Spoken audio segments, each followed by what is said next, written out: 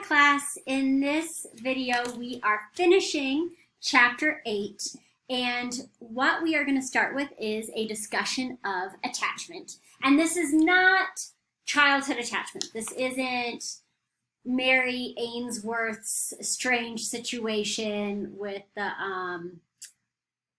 secure, insecure based on how you respond. But it is similar in that you have, as an adult with your romantic partner, either secure attachment, insecure anxious, or insecure avoidant. So there is a correlation between the two. So Shaver, Hazan, and Nicolinser say that these are the adult attachment styles you have. If you are securely attached to your partner, you're rarely jealous, you are not worried about being rejected, you tend to be more compassionate and helpful with your partner, you're quicker to understand and to forgive your partner if they do something annoying. If you have one of the insecure attachments, if it's insecure anxious, you tend to be always, oh, give me that toy, always agitated about the relationship. You want to be close to them, but you're worried that they're going to leave you. So it's this hot, cold thing. You're clingy, but then you're going to ignore them for a little bit to see what they do. Insecure, anxious. Insecure, avoidant, you distrust. You often avoid intimate relationships altogether. This is the person that doesn't want to put labels on something. They don't want to ever actually commit. They've always got kind of one foot out the door. If they're in a relationship, they tend to be distant.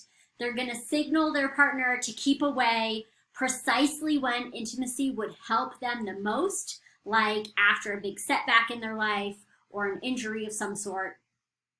And there are certain factors that affect what your adult attachment style is. A big one is what your childhood attachment style was. If you were securely attached to your parents, it's more likely you will have a secure attachment to your partner. If you were insecurely attached, more likely you will be insecurely attached. Another factor is your temperament and your genetic disposition. It affects what your attachment style is as a child. It also affects what your attachment style is as an adult. And then finally, what working models of relationships you saw and formed in childhood.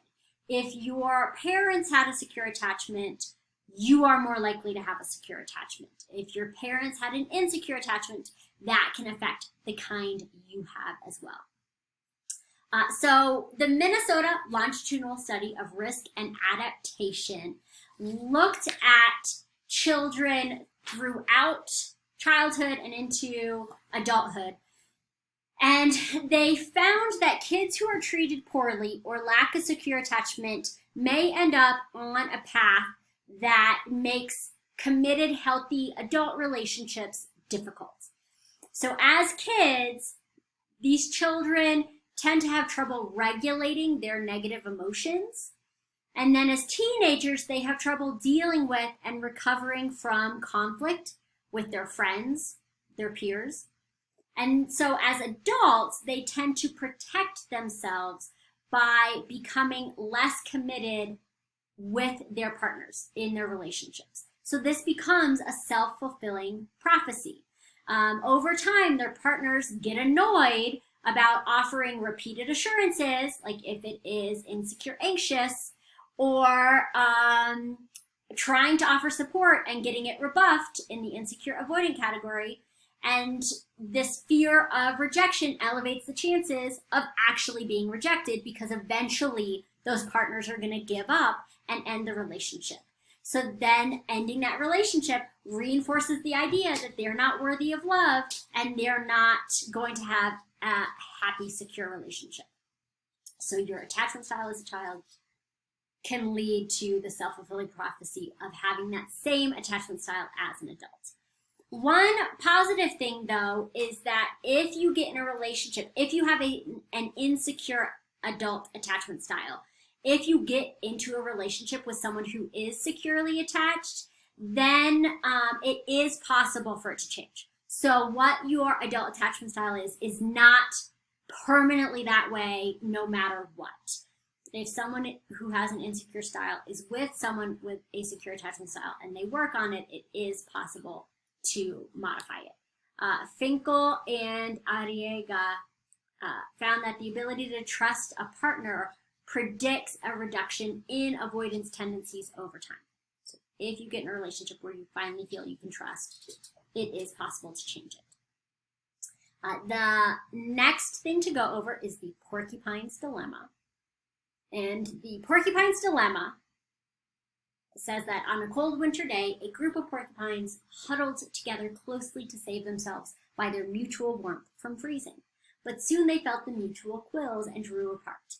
Whenever the need for warmth brought them closer together again, this second evil was repeated, so that they were tossed back and forth between these two kinds of suffering until they discovered a moderate distance that proved tolerable. To be sure, this only permits imperfect satisfaction of the need for mutual warmth, but it also keeps one from feeling the prick of the quills. And so this porcupine's dilemma says that you need to find this balance. Because remember, with the gain-loss principle, we learned about the importance of gains in admiration. But the problem with that, as you love someone more and more, is that for a long-term lover, you're probably behaving near ceiling. Like, it's probably almost always positive. So it gets to a point where you can't get any more gain. You can't love them anymore if it's all just staying the same and all just happy. But that person has a lot of potential to hurt you. They are the person you know the best. They know you the best. They know your weaknesses. They can do a lot of damage to you if they want to. And so you have this thing where people who you love the most, you can't get any more satisfaction from them, like increase in satisfaction, which affects that gain-loss idea, but they can potentially hurt you. And so one researcher, whose name I will put here, Harvey, found that people react more positively to compliments from strangers than to compliments from friends or lovers. Because you're already at that ceiling from the people you already love, their positive comment doesn't cause an increase. But a stranger, they have more increase to go. So approval from a stranger is a gain, more of a gain than approval from someone you already knew liked you. And so couples have to kind of get over this, this desire to achieve deeper intimacy while also not getting hurt, because the person that knows you the best can hurt you the most. So you have to balance this, wanting to get closer to someone without being too hurt by them. And so people who are insecurely attached will have an extra difficult time finding this balance. So will spouses who have low self-esteem or who are highly sensitive to rejection. So it's easier for them to feel unworthy of love. Oh, no, I don't put this here. I will write the names here. Murray and Holmes have something where they found that because people who fear rejection have this problem, they tend to place self-protection, avoiding the quills, over self-revelation, getting close and experiencing that warmth. They put up the quills, they lose the warmth. But then you miss out on that deeper intimacy. And so you need to be able to find this balance. The way you do that is through authenticity. It's the freedom to share your true feelings and beliefs with your partner. What this does, being honest with them, not ignoring the little things that annoy you, is that it keeps you from being at your peak all the time. And it keeps the quills from getting too strong. So basically, when you're annoyed with your partner, or when you're not totally satisfied with your life, with them, whatever, you're honest about it. And that, but in a nice way, not in a harsh way that's just throwing the quills up. And what this does is it brings you down a little bit from the peak. Not too much, but just a little, which now means you have room for growth.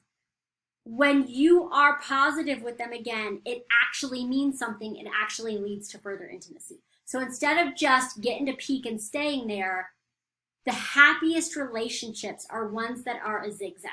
You've got just a touch of quill and then warmth again, and then a touch of the quill and then warmth again. But being authentic, being real with them, keeps you always having the possibility for more gain. It never gets you to the peak where you don't have anywhere else to go. So you need to find this balance with the authentic relationships so you don't hit that plateau. So that is the Porcupine's Dilemma. The final thing we're going to talk about today is John Gottman and his research connected to marriage. He focuses on marriage research. He has really interesting research. He's got a book, I think The 7 Principles of Marriage, I think is what it's called, that's made for, non-psychologists, normal people, that you can take a look at. But what we're going to focus on here, not his 7 principles, we're going to focus on the negative stuff, what he calls the 4 horsemen of the apocalypse. So these are things that can cause significant problems in a relationship. If you see these things in a marriage, he says it's probably likely you'll get divorced. He has done some research where he can predict with over 90% accuracy if a couple will be separated or divorced within 5 years. So we will go over these 4 destructive forms of communication that are a significant sign that your marriage won't last. And even though there's a good chance none of y'all are married at this point, these are good things to know even before you're married, because these things tend to show up before marriage. You see hints of these before the marriage, and then they just sort of escalate. You tend to see these more than just like 6 months before the divorce is about to happen. So the first one is hostile criticism. When you have a conflict, because again, there's always going to be some conflict in a long-term relationship. If you are using hostile criticism, then you say things like, you always, or you never. It's not just in this moment, it's this is who you are and I don't like it. So when you are fighting, you should not use always and never in negative terms. One thing that this hostile criticism leads to is defensiveness. Defensiveness is, the what about you? Instead of addressing what the issue is, because you feel like you are being personally criticized in an unfair way, you have to get defensive and then you're going to throw it back on them. Again, this is not going to help the conflict. It's just going to further increase it. Another one, this is the absolute worst. This is the one sign this marriage is not going to work, is contempt. This is when you mock the other person. You are using ugly names. You are show signs that you're disgusted with them. Oftentimes you're going to belittle them or demean them to their face or behind their back. This is with your language. This can also be with nonverbal gestures. For example, when my husband and I had only been married a couple of years, he did not use contempt with me. But he was talking with someone who had gotten married young to his high school sweetheart. And so they were our age, but they had 3 kids already. My husband and I did not have any children at this point. And this person told my husband, don't have children, because then your wife's going to get fat and ugly. You don't want that. Because his wife had gotten fat and ugly and he wasn't happy with it. And this was, oh gosh, at this point, this was many years, this was like 13 years ago. And he told me this, like, oh my goodness, this guy said we shouldn't have kids because then you're just going to turn ugly. And I was like, oh my goodness, they're going to get divorced. And they didn't get divorced that year. But the fact he was willing to say things like that about his wife to a guy he didn't even know that well, that's contempt. And if you are willing to show contempt to your significant other, your relationship will not last. And so they've been divorced for about 5 years now. That is the number one sign. Do not marry someone who is willing to belittle you or demean you to your face, behind your back, doesn't matter. It doesn't get better.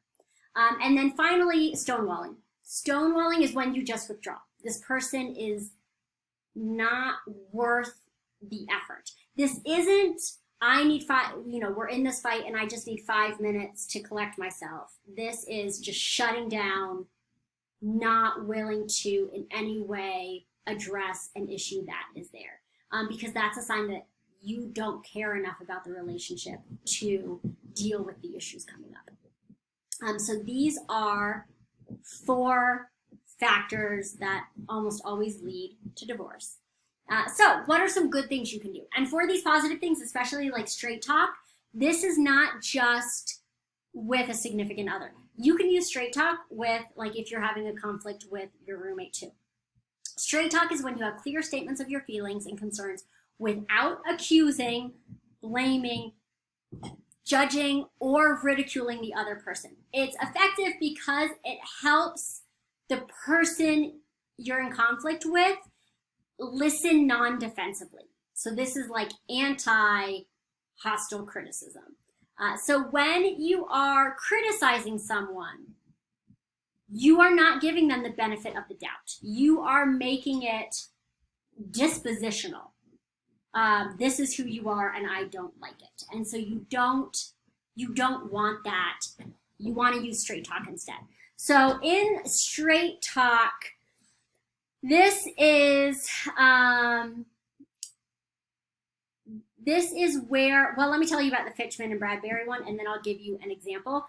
For the Finchman and Bradbury experiment, they took 130 newlyweds and they looked at them over time, and they found that couples who made dispositional attributions during arguments early in their relationship, so that's the this is you, hostile criticism stuff, were increasingly unhappy with their spouses. The ones who didn't use those dispositional attributions, the ones that focused more on the situation, were happier later on in their marriage. So when you are doing this straight talk, you're honest, but you're going to use more feeling statements than judgment statements. And so for this, and give immediate feedback. So first, immediate feedback, because that's easy. Don't let it fester. Because if you're like, I'm just not going to talk about it and it'll go away, no, it's not. And then you're finally going to blow up. Or if you wait a little bit and then bring it up, they're going to think, oh my goodness, how long has this person been focused on this issue? And then that's going to make them defensive. So address an issue when it comes up rather than when it's gotten really huge. And then focus on feelings rather than judgments. You need to be open and you need to be focused on how it is affecting you and how you feel rather than just using it to blame them to make accusations. And so, for example, of this, you use I statements in the feelings versus judgments. So this is how I feel. You cannot add a judgment, though, to the I statement. So, for example, again, because I'm assuming none of y'all are married, we'll do this connected to a roommate. If you are annoyed because your roommate never does the dishes, and you just like want them to do the dishes because you always have to do it, an I statement that is straight talk, feelings, not judgments, is I get really overwhelmed when I come home and there's lots of dishes in the sink. I feel a lot more peaceful. It's a lot easier for me to like study if the kitchen is clean. But when I see dishes, even if I'm not the one that put them there, I feel I have to clean it up before I do anything. And then I just feel like I spend a lot of time doing dishes, and I need to find a way to spend less time cleaning the kitchen. What can we do? What system can we set up to help me so I'm not as overwhelmed? Judgment is, you never do dishes. I always have to do all your dishes, and it's really annoying and it's really rude of you. An I statement that's judgment is, I think you're really rude that you always make me do dishes. Those are not feeling statements. You have to keep it focused on, here's how I am feeling. Can you help me with this? How can we work together? In the end, you're going to get the roommate who helps a little bit. If all you do is come home and blast them, they're not going to do the dishes as much, at least not long term. So focus on straight talk, get to it quickly, but get to it in a way that doesn't make them defensive and actually get you what you want in the end. It's good with roommates, and it's also very good in long-term relationships. So that is it for this video, and that is it for the chapter.